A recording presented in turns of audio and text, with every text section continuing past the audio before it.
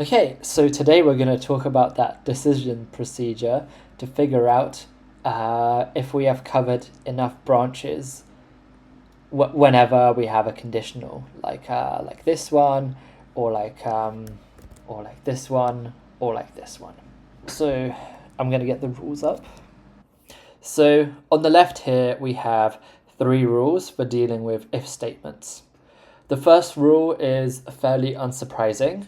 We simply execute the collecting semantics for the then branch and the else branch, and then we take the union of the final states. It corresponds to taking both branches, as we did here. Additionally, there's a rule for just taking the then branch, and this is equivalent to pruning the else branch, and then analogously, vice versa for the else rule.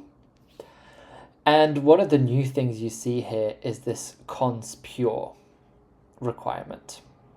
Okay, so I'm going to get onto that in a second.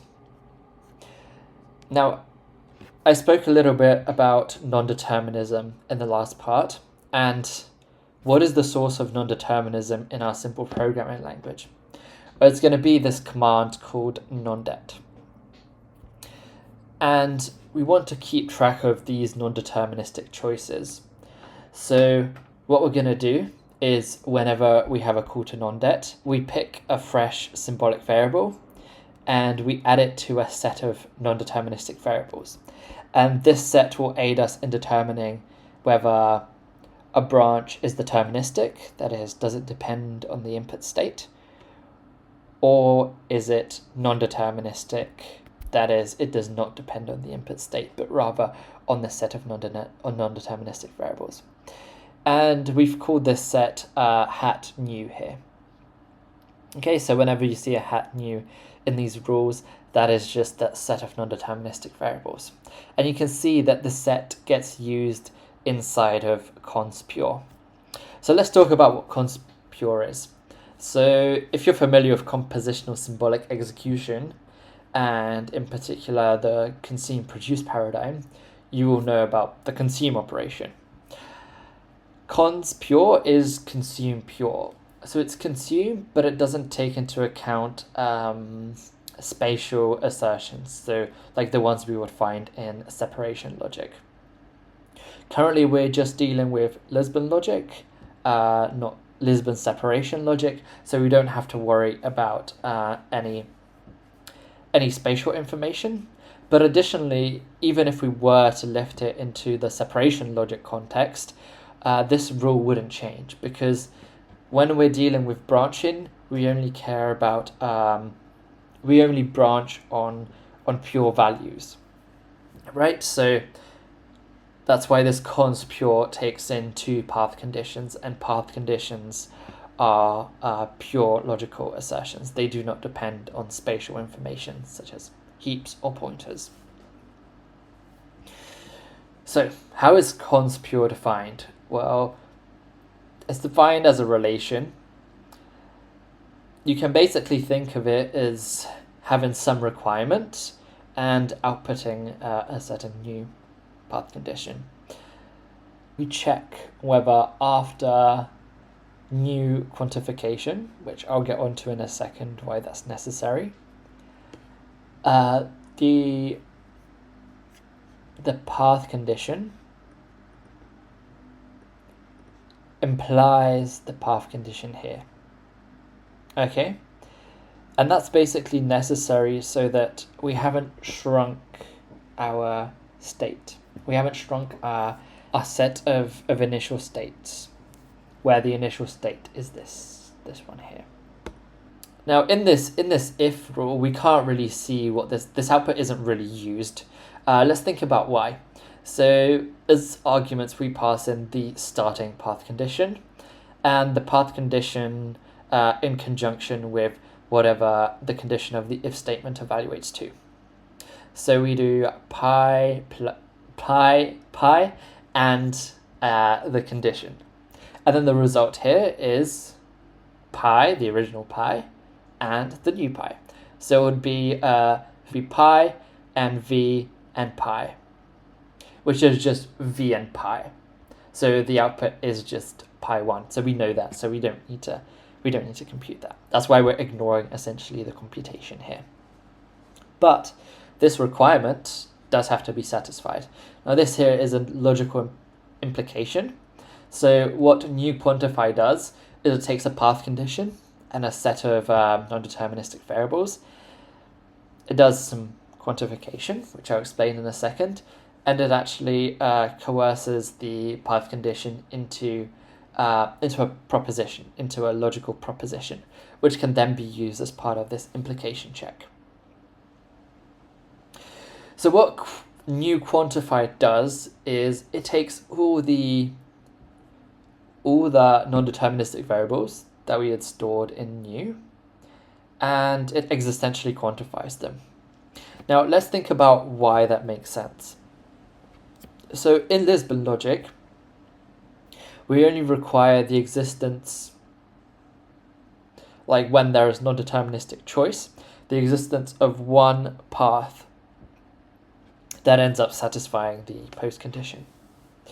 So basically, non-det can represent any natural number, but really we only care about the existence of one such natural number that will make the whole execution work the way we want it to. So we're free to pick whatever this number is, essentially, in such a way that we can carry out the proof of of the validity of our Lisbon triple. So naturally, we existentially quantify those non-deterministic variables inside our path condition. Once they are existentially quantified, we simply do an implication check, similar to the OX mode. Does the left-hand side, the initial path condition, imply the right-hand side, so the path condition, with the new if statement condition. So let's reason about how this implication unfolds. So I have prepared a little table down here. So the path condition can have these properties. It can depend on variables in new. It can depend on variables not in new. And /or it can depend on variables in new.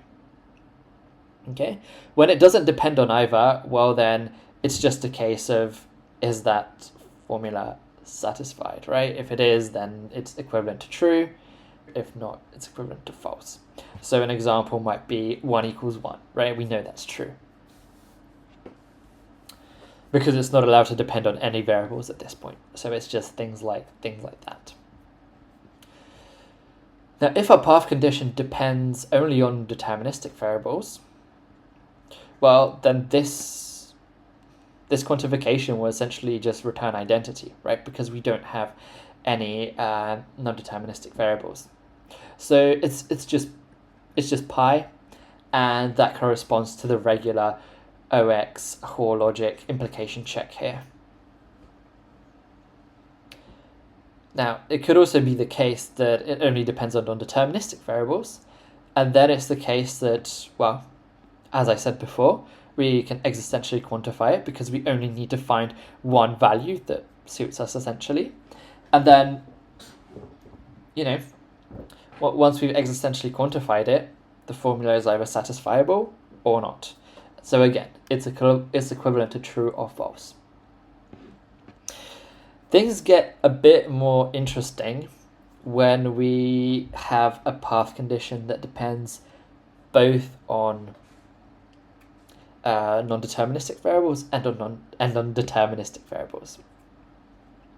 So by path condition, really, I just mean any symbolic expression of type Boolean. Right. So for example, this V here is a symbolic expression of type Boolean. So this table would apply as well. So yeah, things get a bit more interesting when it depends on both, because we need to reason about what happens when we existentially quantify just the non-deterministic variables.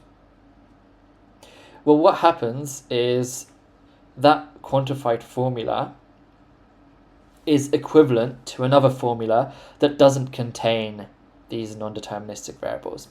And that's through you can call it an equivalence or a procedure called quantifier elimination. So quantifier elimination basically tells us what the equivalent formula is if we eliminate existentially quantified variables. So I have an example. In fact, we're going to do two examples. So this is the first formula here, right?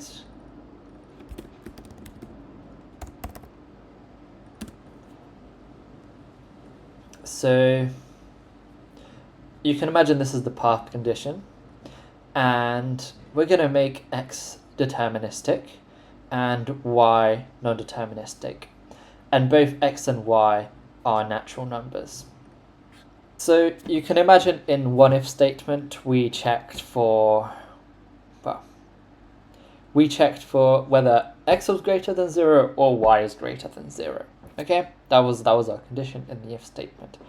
And now the question is, when, the if statement has a then and an else branch, and the question is, which one can we pick, right? Or do we have to go for this rule? Do we have to explore both branches?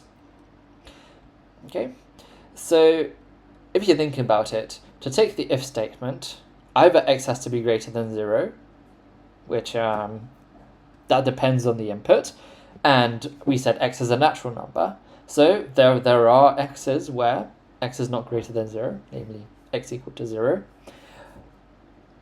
But this y here is non-deterministic, so we can simply say, okay, well, we're just gonna assume that the non-deterministic choice returned a y greater than 0. And are we allowed to do that? Yes, because we only need at least one. We only need to figure out what happens with one y. That's our existential quantification over non-deterministic branching. So if we existentially quantify this y, then if we actually figure out what this formula is equivalent to, we can actually see that it is equivalent to just true, right? This is always true. There's always a y in the natural numbers.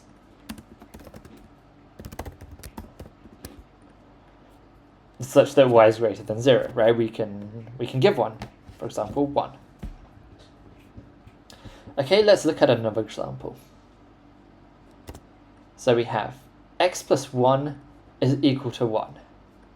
Now again, x is deterministic, y is non-deterministic. So we can pick any y we like to make this equality hold. Okay? So how do we make the addition of two natural numbers equal to 1?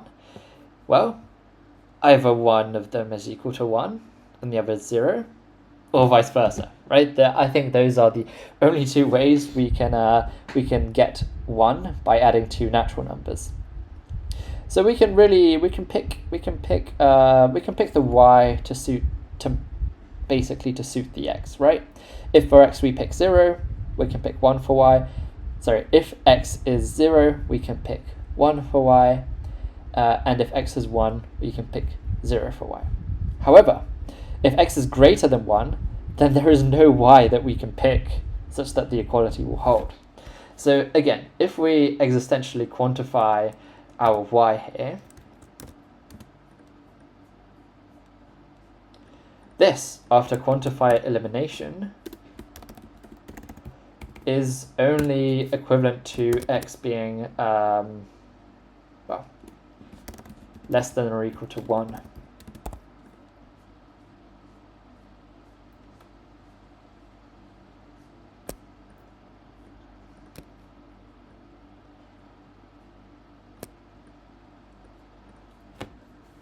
Okay, so that's quantifier elimination. So we can see here really that by existentially quantifying our non-deterministic variables, we get essentially a path condition that doesn't include them, right? Or a condition that's equivalent to one that doesn't include them. So the implication up here allows us to assess whether we've covered all states dependent on deterministic variables. So we can see here that this first condition, well, this is equivalent to true, so it essentially does cover the entire input state. So we can, for example, just pick the then branch if we have such a condition. Now notice how this isn't quite symmetric. If we do the negation of this condition,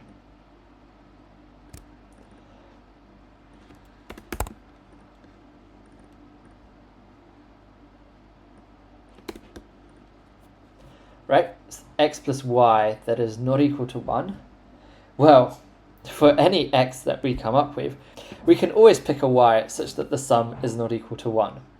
Right? This would be the condition of the else branch.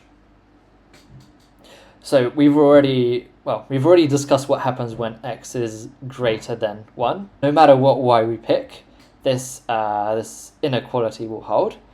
And if x is less than or equal to 1, well, we can pick a y that is simply large enough such that the inequality holds. So this is actually equivalent to true.